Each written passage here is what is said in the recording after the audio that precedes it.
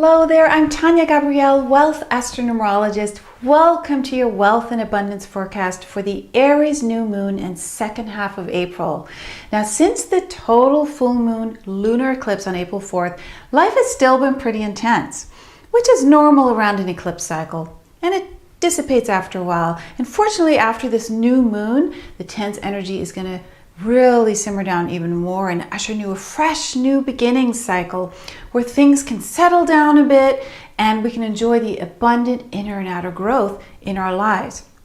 Now, first I want to tell you about a major astrology event that occurs late on April 16th and for most of the world on April 17th, and that's Pluto going retrograde from then until September 24th, one day after the autumn equinox.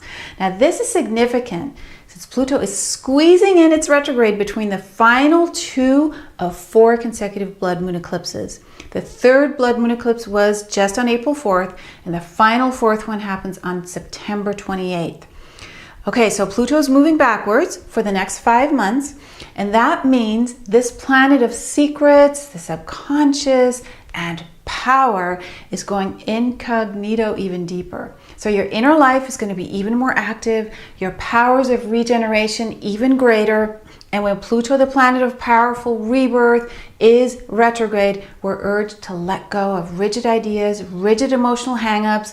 It's like feng shuiing your inner life, feng shuiing your attitudes and ideas about security and how you communicate empowering ideas to others. And this is when you connect deeply with your soul to determine what's not in harmony in your life. So if there are patterns you follow that make you feel like you're out of control, right? Where you give your power away, this is the time to take a deep look at those habits. Now, April is also a 12 universal month, and 12 is about freeing yourself from being a victim. So the combo of Pluto beginning its retrograde journey during the month of April is profound. It's such a great turning point moment for us during these last 2 weeks of the month to release and let go and set us up for the next 5 months. Now, during any Pluto retrograde, it's fabulous to cleanse, to detox, to regenerate your body and to heal. Okay, then on April 18th, we've got the new moon in Aries. And Aries is the first sign of the zodiac. It represents the planting of new seeds for a fresh start. And add to that the new moon, which is also about new beginnings. And since it occurs at 28 degrees, 2 plus 8 is 10, 1 plus 0 is 1, that is the number of new beginnings. And it's activated in the degree symbolism. So to really see this, there's a triple activation here that is starting a fresh restart button in all of us.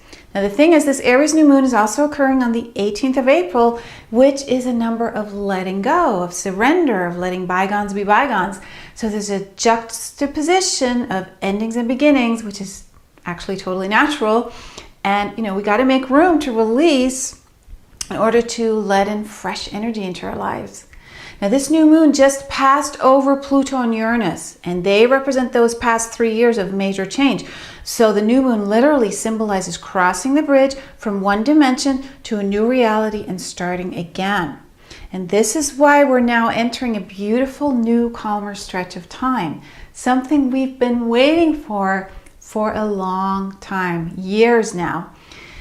Now, there's something else going on. This new moon has no challenging aspects, which means that no other planets are causing tension and friction to the sun and moon. Now, there is an ongoing opposition just right now between Saturn and Venus. They're forming a T-square with Neptune. And so Saturn, the planet of time and responsibility and testing us, right? Saturn really wants to know whether what we're doing, who we're with, is going to measure up through time, stand the test of time. So only what's true and real and in total harmony with you is going to outlive this period and continue onwards. And so Venus comes in, the planet of love and luxury and abundance and relationships, and is connecting in a T-square with Neptune in Pisces. Pisces, where everything just flows and there are no plans, right? And Neptune, the planet of wisdom, spirituality, and dreams and illusions. And then Saturn, the keeper of time, the reality planet of serious reflection, of taking responsibility. These 3 planets, Venus, Neptune, Saturn, are creating some really dynamic energy, which in the end is allowing you to get serious. Now remember, this is happening during the new moon, and it's ushering in a calmer period. So this Saturn, Venus, Neptune T-square is ensuring that we're going into this clear about what we're taking with us into the next phase. And to be totally honest about what we want and what we don't want, what's not authentic to us, what's not good for us, what's not supporting us, that needs to be left behind. So it mirrors the number 18 of endings, leaving things behind, right? And merging with the new beginnings energy of the new moon. Okay, so let's look at the seedlings now that you want to keep watering. Let's look at, what do you want to weed out? What is taking away your energy? You want to weed out what's draining you. You want to really make some decisions now.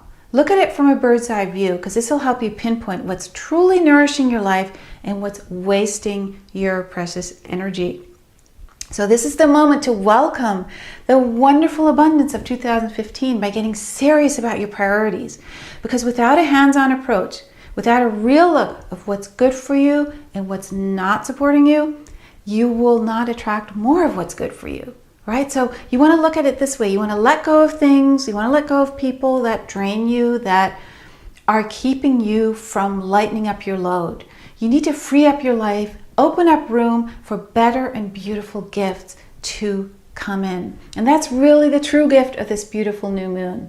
So by next week, you're going to feel the energy lightening up as Venus passes by the T-square and the Sun enters Taurus, and then your life will really start unfolding in miraculous ways. Now, I'd love to hear from you how this Aries new moon of release and new beginnings is helping you to let go. So leave a comment below, tell me what new beginnings you're experiencing, and thank you so much for watching. I will see you in May for the full moon forecast.